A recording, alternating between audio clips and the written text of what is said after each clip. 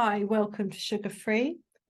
This is a general all signs you versus them reading. Because let's face it, that's what we're all doing here, isn't it? Whether the them is an individual or a group or a thing, you versus them. Now, I've been out of the room for a little while because I've had storage problems on the hard drive, all solved now. How lovely.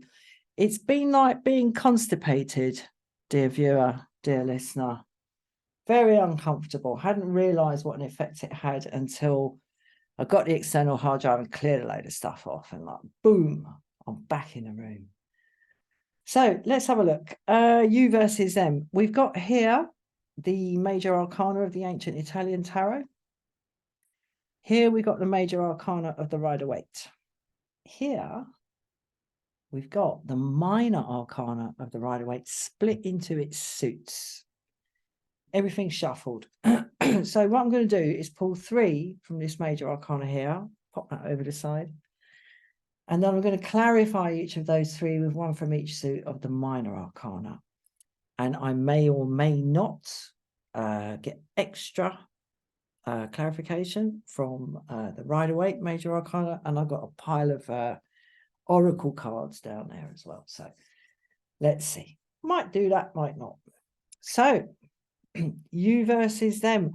There's always someone, isn't there, dear viewer, dear listener? There's always someone bugging us. Something we're trying to work out, some sort of power struggle. And it's usually, look at that, the world and the devil. It's usually about pride. Most power struggles are about pride. We want to win, don't we? We want to win and we want to be right. Yes, we do, whether we like it or not. However we see ourselves, whatever sort of, I'll shuffle off camera here because I don't want to see what's going past. However kind of enlightened and compassionate we may see ourselves to be. Oh dear. There's always someone that knows. So we're gonna dig into that a bit. So the first card I'm going to pull is going to be things as you see them. So I'm going to pull and then I'm going to shuffle and then I'm going to pull and I'm going to shuffle. Now, the Hermit just jumped out. That's going to be the wild card. All right. I'm just going to stick him there. I'll move that over there. Comme ça. I'll move that over there. Comme ça. There we go. We're going to keep him there because I reckon he might come up again. Let's have a look. Famous last words, eh, dear listener? Right, let's go. So, things as we see them, judgment. Ooh. Okay. Well, that's a pretty meaty card. I mean, all the major arcana are meaty, but judgment is like proper job meaty. It's when all that stuff that was stuffed at the back of the karmic cabinet, at the back of that drawer, you know, that drawer you've got in your house, in your life, in your mind, where you just like shove everything that you don't know what to do with, but for some reason or other you're keeping. It goes in that drawer, doesn't it? Well, when we draw the judgment card, oh, it's all coming out now. We have another little jumper there. Okay, I'm going to take that for the second card. The second card is the veil. What is obscured from us, what we can't see and don't detect, but is nonetheless acting upon this situation. The world. Flipping it. This is like big jobs, isn't it? This is big ones. If any member of my family happens to watch this, they'll know why I'm laughing about that. Right, and the third card the world, what can I tell you? This means everything. It means everything. Whatever's going on here, and we're going to like get a little bit more info here. Whatever's coming out, you see the dead, arise ye dead, emerging from the graves to be judged, the quick and the dead, You know, when that trumpet calls, that resonance, that vibration, calls it all back. It's like the big karmic zoom out. It's huge, huge. And it means everything. Well, why does it mean so much? We'll find out in this column here. Right, and card number 3 is things as they really are. Things as the universe, if I could rather grandiosely call it that. Things as the universe sees them. Oh, temperance in the reverse. Spillage, mate, spillage, and kind of restive energy. Very interesting word, that restive, because it actually means like turbulent,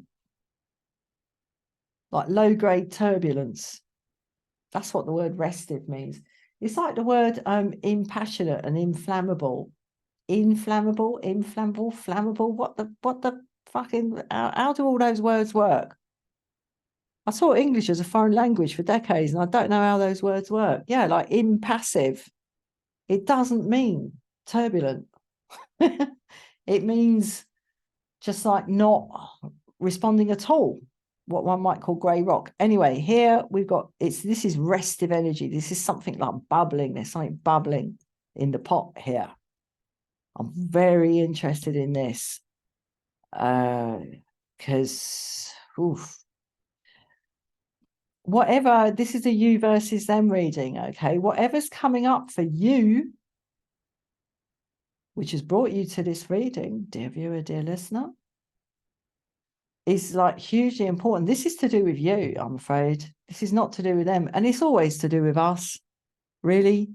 I mean, other people behave however they behave, and they do what they do, and they don't do what they don't do. All the beef we've got with them, that's us. It's our beef, not theirs. They're just merrily wending their way along, like acting like a twit. Right? We're the ones with the bloody with the turbulence and the instability about it. And that's what we're getting here. But it's a biggie. It's a biggie with the world sitting there in the middle. Right. Okay. Listen, I was going to start with this, but I'm going to start with this. Judgment. Okay. Let's pull one from the Pentacles. 8 of Pentacles. Yeah. Well, you know, there's a distraction energy about this.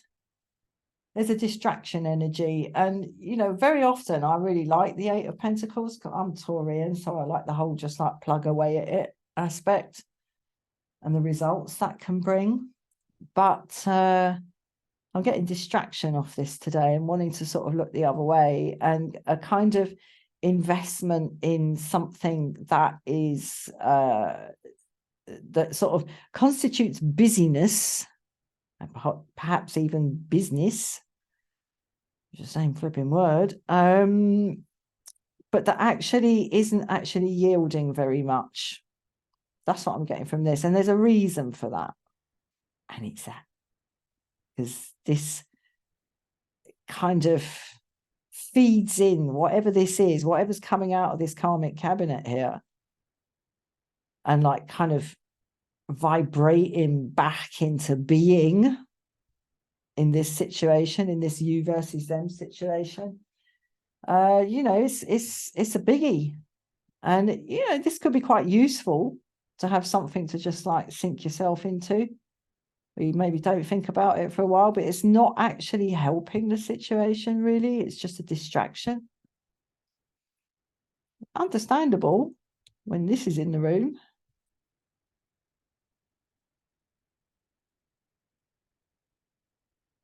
I'll tell you what, I'm getting off there straight away. The 10 of I was gonna say 10 of rods. I've never called it that before.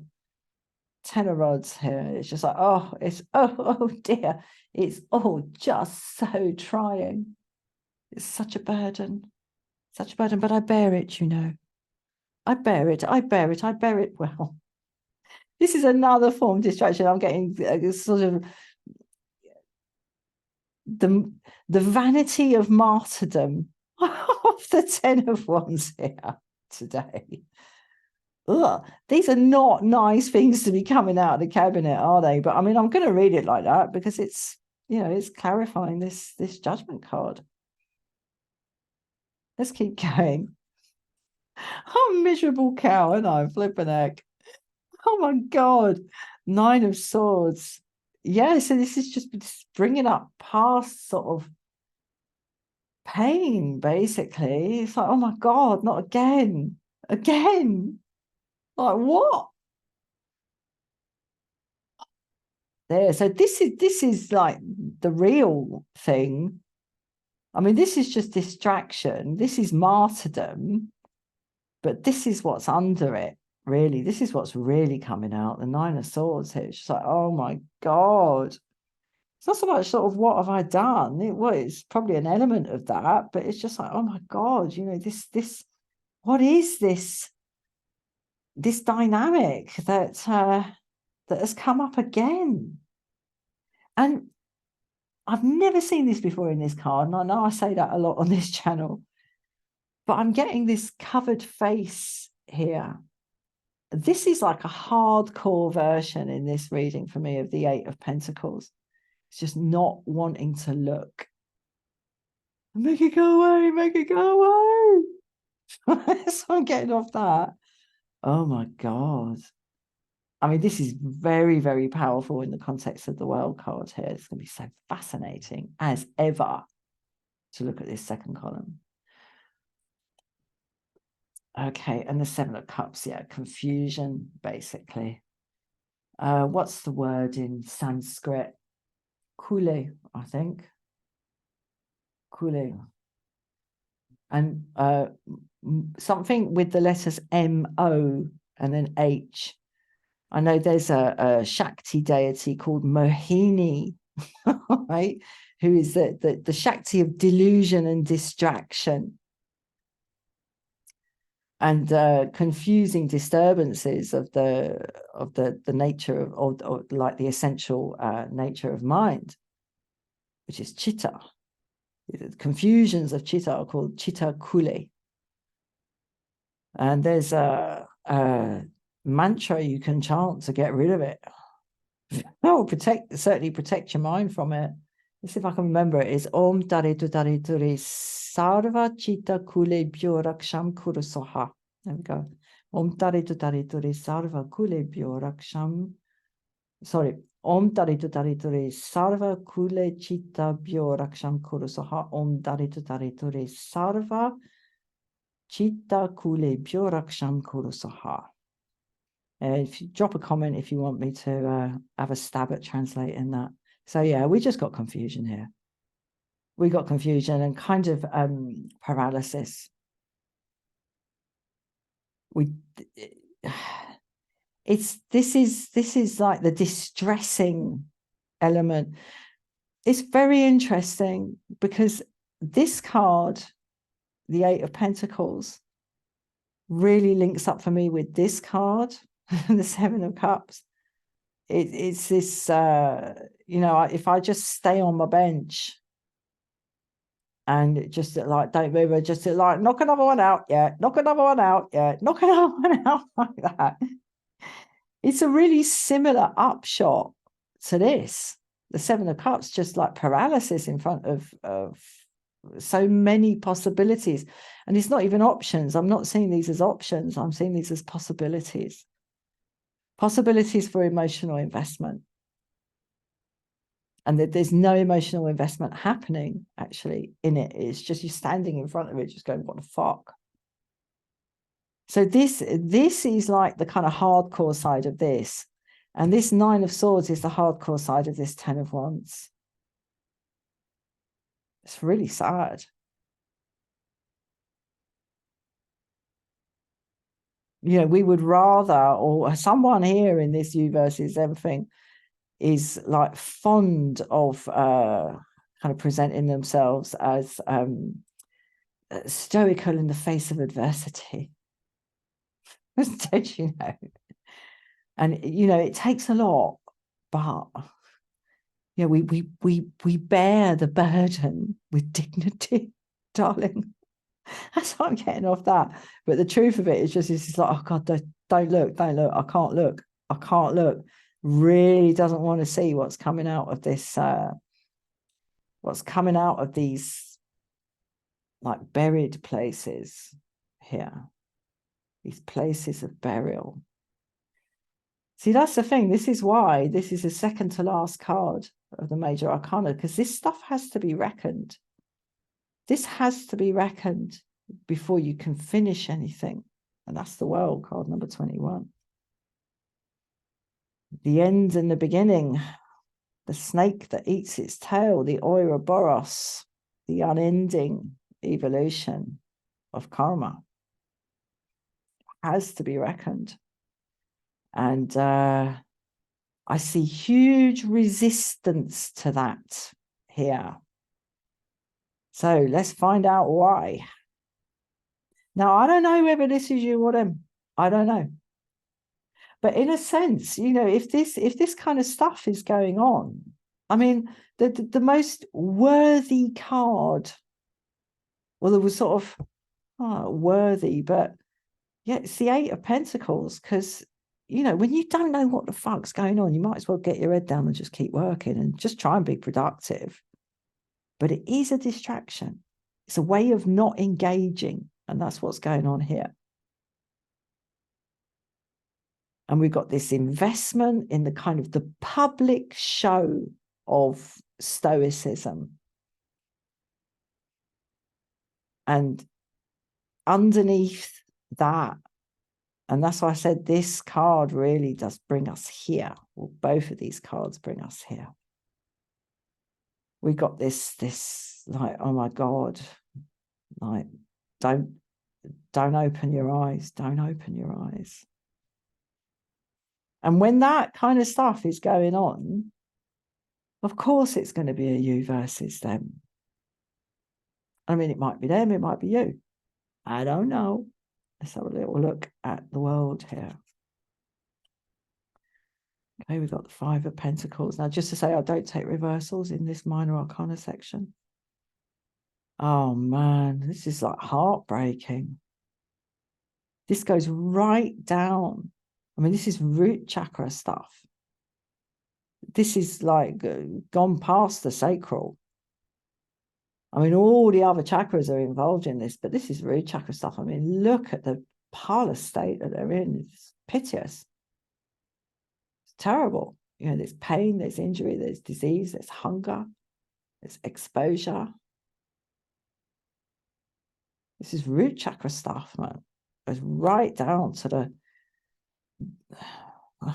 root of like existence and the most basic sense of well-being here, denied. Now, whether this is self-denial or just a sense of not deserving, that's what it is. That's what we don't want to look at. That's what we're distracting ourselves from. That's what we're substituting for with kind of, yeah, with martyrdom. And it's keeping us like disinvested emotionally.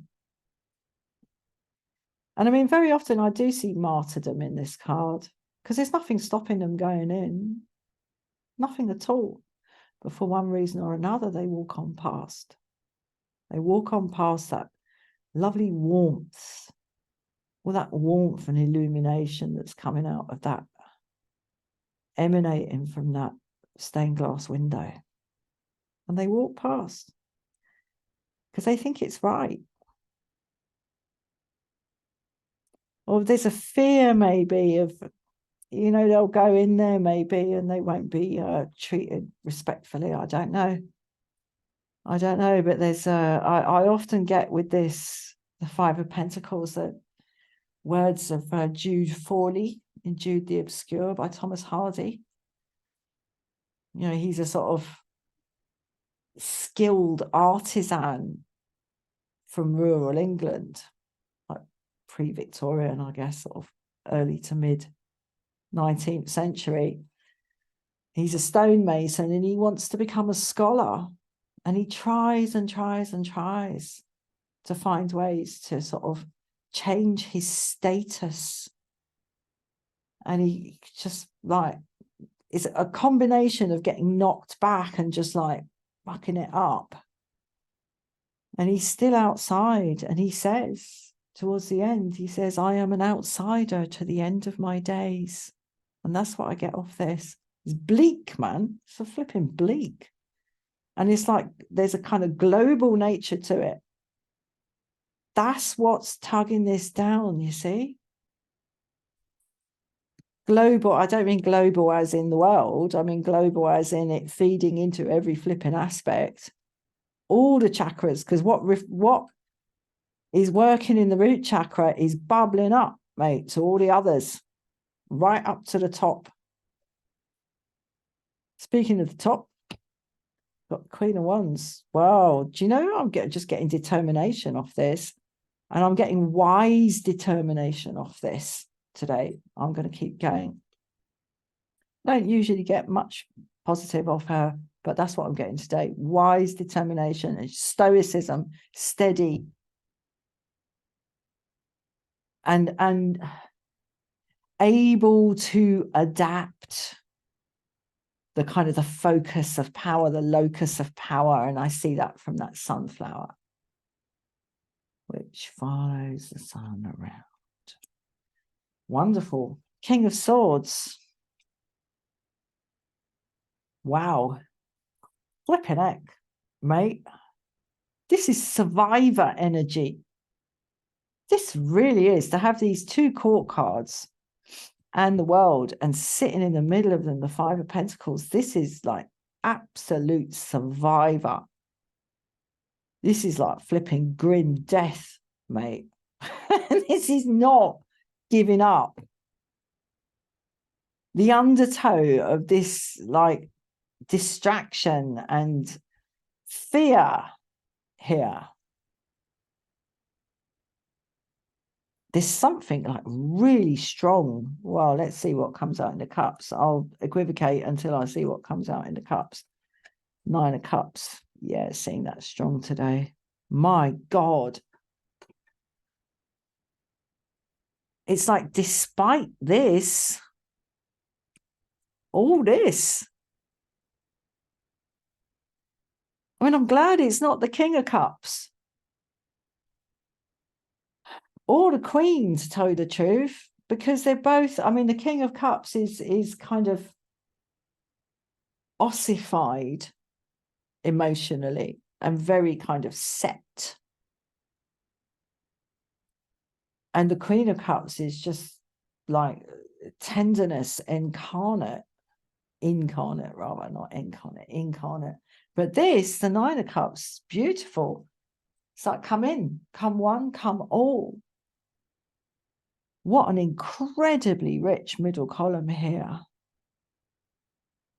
The contrast between this, I mean, this is the stoicism, never mind this flipping fake stoicism over here.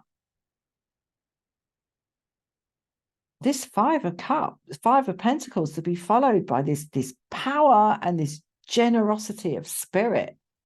Absolutely beautiful. Do you know what?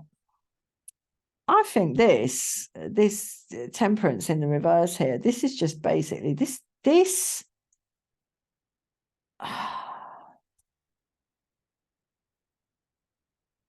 whatever this is for you or for them, it is understood and it's under control.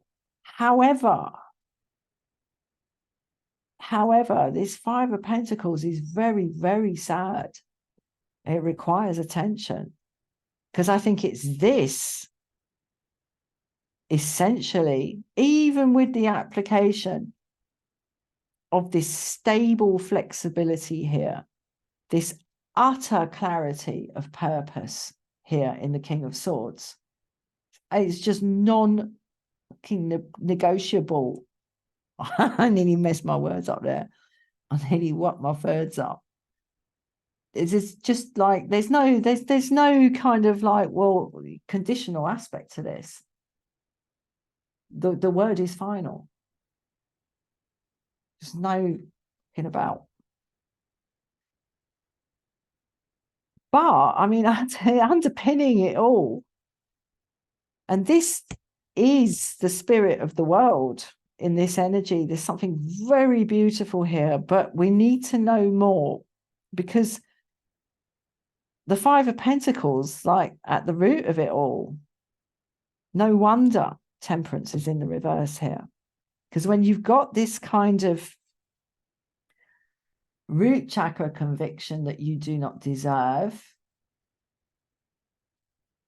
nothing can really flourish. Not really. Well, let's see. And I mustn't forget about matey here.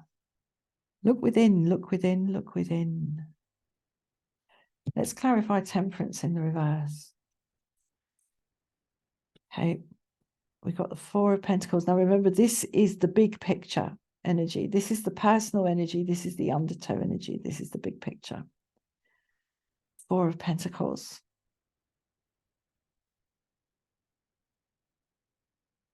I'm going to keep going. There's too much that could mean. Four of Wands.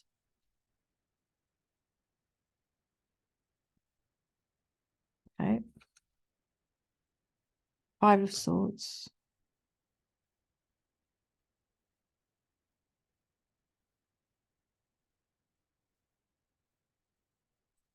Right, well, I'm getting off this. I know we haven't pulled the cup yet, but it is in hand. It is in hand. And the fours, the two fours here.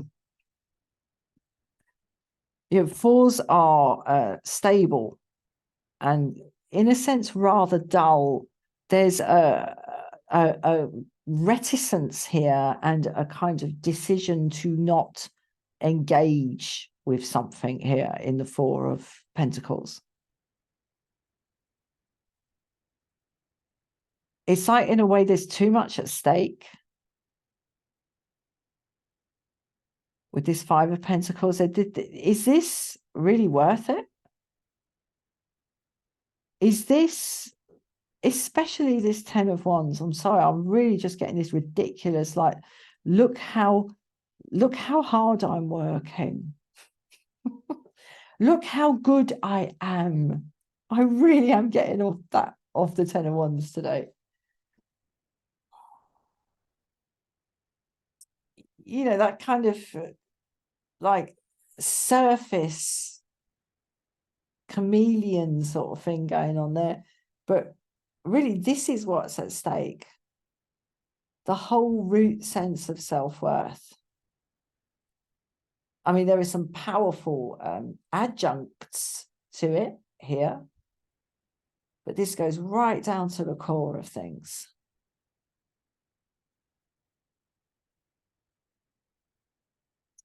The capacity to not engage, to not kind of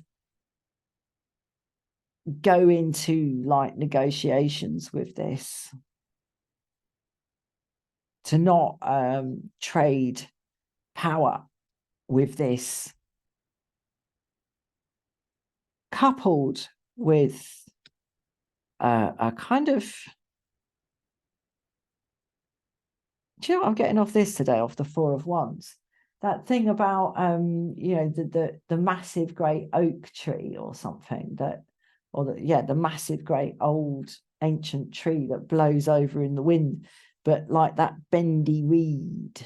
I remember them telling us, they told us all these like moral little fables, like at the age of about 5 or something, like stitch in time saves 9. Took me ages to understand that. And a bird in the hand is worth 2 in the bush. Honestly, I couldn't work that out for fucking decades. It's just like, it's from another world, isn't it? But what I'm getting off this today, to get back to the tarot, this Four of Wands, is that there is structure, there is stability, but it's not kind of necessarily particularly robust. But it doesn't really have to be. It doesn't really have to be. You know, when something is stable, it simply is, and it kind of fits its circumstance, the scale of it, and perhaps the solidity of it. I'm thinking that there's a book by, I think it's JBS Haldane, called On Being the Right Size. It's early 20th century science about how things adapt themselves to their surroundings and are, in a sense, I think I've got it somewhere, but in a sense, sort of perfect for their surroundings. And that's what this is. You know, these are not pillars of stone. Yeah, and they're adaptable and they're dismountable and reconstructible. Very nice. And behind it is this very civilized and welcoming energy of this lovely sort of town wall, and the two nice looking people kind of welcoming us in. And there's, you know, it's beautiful. But it's, you know, it's not a bloody like fortress. It doesn't have to be. It doesn't have to be. But that, you know, in order to serve its purpose, it is stable for what it is. And but that, I think, is contingent upon this, about being like careful about where we spend our energy. The Five of Swords here, I don't know, I always get like basically a sort of treacherous energy off this. What I'm getting off this today is self-deception. All right? Self-deception. And the ability to reframe our own actions. And that's us as the viewers of this, or us as the you know, the them in this you versus them. I mean, we can all do it, can't we? We can all reframe our actions to make ourselves look like the good guy. There's self-justification, and it really links back to this Ten of Wands here. It really does. There's a sort of knowingness about it. There's a sort of cunning. And I think the matter of cunning is really interesting, because, you know, cunning isn't necessarily intelligence, and it's definitely not emotional intelligence. But there is a kind of intelligence about being cunning. It's like being able to kind of sniff which way the wind is blowing and adjust your output for your maximum benefit. It's always self-serving, and it's pretty reptilian. But you know, and it's not a million miles away from intelligence, but it's not really kind of core intelligence. It's just the capacity to rewrite the facts to suit one's agenda. That's what I'm getting off this. And when that kind of energy is around in whatever situation has brought you to this reading, it's no surprise that Temperance is in the reverse. And it's no surprise that we've got these kind of, how can I say, small scale representations of stability here. There's a tenuousness about this. But somehow I do feel everything is in hand. However, I'm coming back now to the Hermit. You know, that light, that inner light that he is following there. Ugh, look at my hands up close.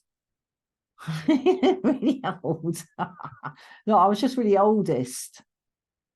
Is that a word? Oldest. Oh, don't be so oldest. Ageist. Oh, yeah, of course it is. Ageist. Anyway, I can do it because I'm doing it on myself. That light, that inner light, that single flame, that little bit of processed sunshine in that lamp,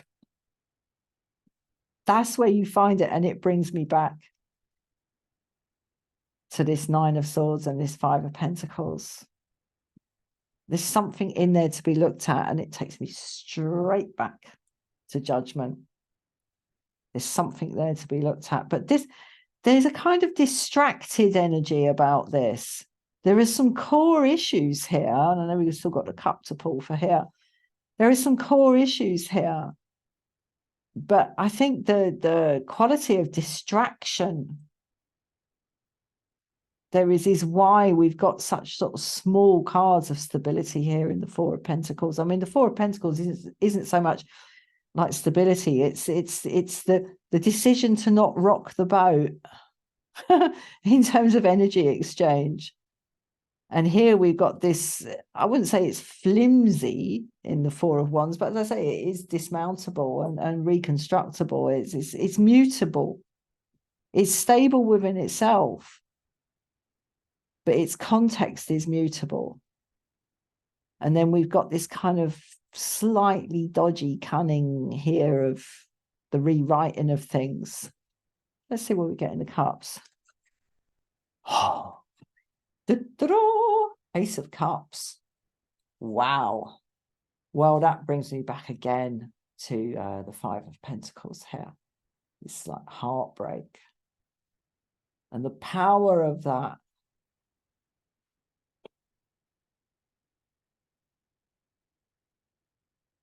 Overall, I would say that what's going on, if you really care to look at it, right? If you really care to look inside, go into the cave of your mind and your heart-mind complex, and you can link those two and synthesize those two through the Buddhist mantra, Om Mani Padme Hum Hri, Om Mani Padme Hum Hri, Om Mani Padme Hum Hri.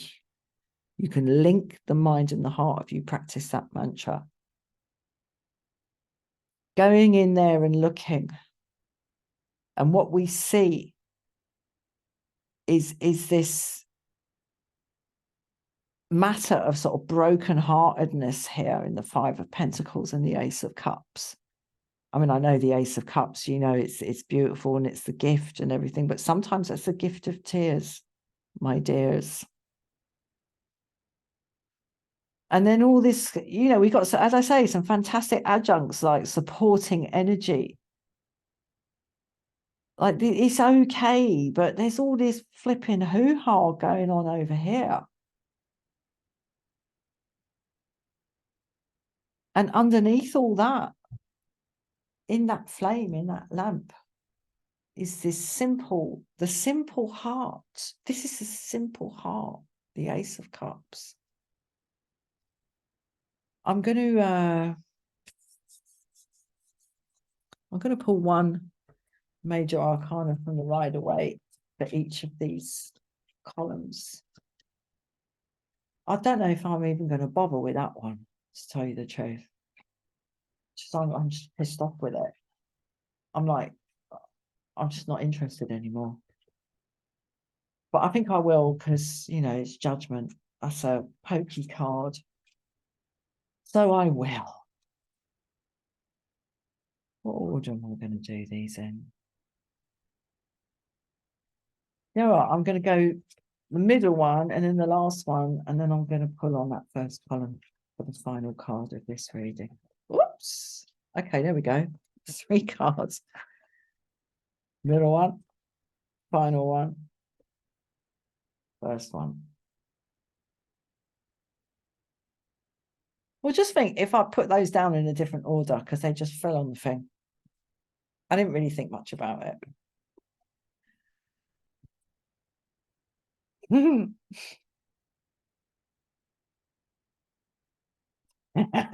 All right, listen. What I'm getting off these 3 cards is that these kind of like tuggy things, these like these like bindy sort of things, these little like short circuits of you know, this bollocks here in the 5 of Swords, this bollocks here in the 10 of Wands, and this like heartbreaking thing here. Well, the Nine of Swords and the Five of Pentacles, you know, there's genuine pain there.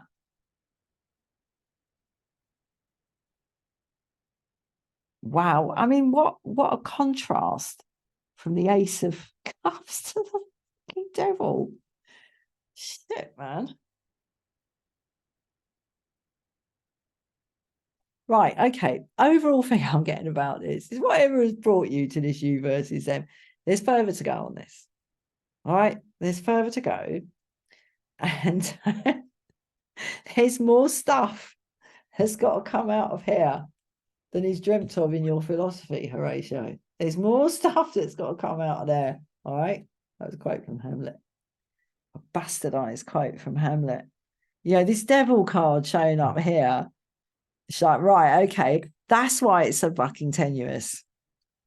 Yeah, and it links straight back to this Five of Swords, this kind of self-serving narrative. And that is the dark side of this pain. All right, this Nine of Swords and this Five of Pentacles. This is the utter deliciousness of it. Dear viewer, dear listener, it never gets us anywhere. And that's what keeps this drama going. However, and it does, it just keeps it going here. Look, the Chariot is just like rumbling on like some fucking dread juggernaut, like something out of fucking Mad Max. It's just going on. I mean, where does that end? Here it ends. And I've only just noticed we went from 20 to 21. I didn't even notice. What sort of a reader am I, eh? Like juggernaut energy. It doesn't matter what you do. This bloody thing will just keep rolling.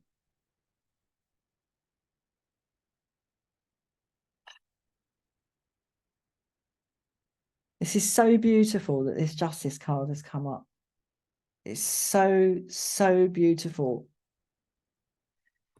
It shows to me that despite... Okay, all right, here we go.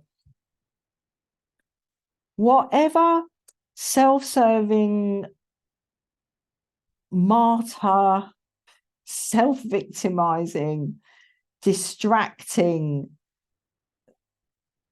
ultimately disempowering shit is going on in whatever situation, whether it's you or whether it's them. And of course it's them. Of course it is. I am joking. Whatever is going on, because this will keep it tied down. This will keep it tied down. And this is what needs to come out of the karmic cabinet. And, you know, who knows how long that takes, and who knows what events and scenario and narratives need to unfold for this bugger to get rooted out. I mean, look at him. Look, and look at them. They love it.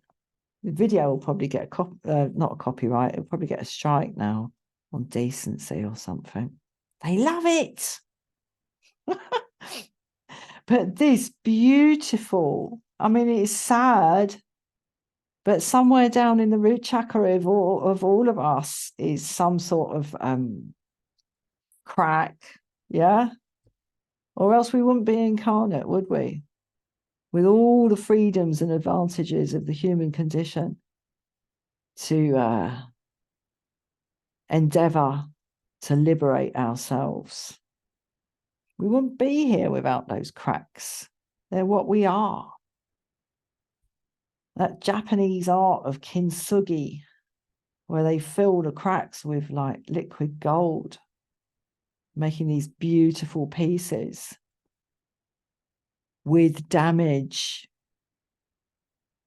You know, it's beautiful. And, you know, the Justice card here underpinning this kind of hidden undertow, like continental fucking drift sort of energy just happening. It's just beautiful. It's right. It's right. This is the weakness.